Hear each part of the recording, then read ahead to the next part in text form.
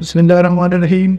किसान भाइयों के लिए बहुत बड़ी खुशखबरी, जो कि कैब एग्री के साथ हम एग्रीमेंट करने जा रहे हैं, जो कि किसान दुकान के नाम से जो रिहाड़ी में 20 अगस्त को ओपनिंग होगी।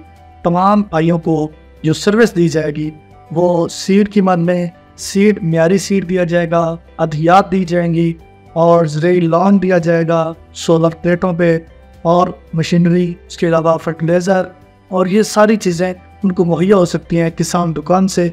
मैं बिहाड़ी के काश्तकारों को दावत दूंगा, वो आएँ करमपुर रोड, नव कमसेस यूनिवर्सिटी, बिहाड़ी आएँ, किसान दुकान पर आएँ, विज़िट करें।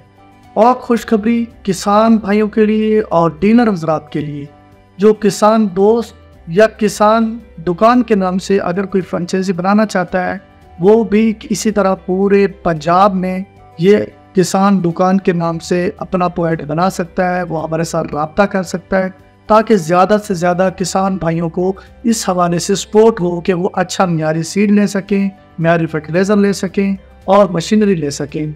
आप भी इसका हिस्सा बन सकते हैं। आए हमारे साथ कैब एग्री के साथ किसान दुकान को ओपन करें।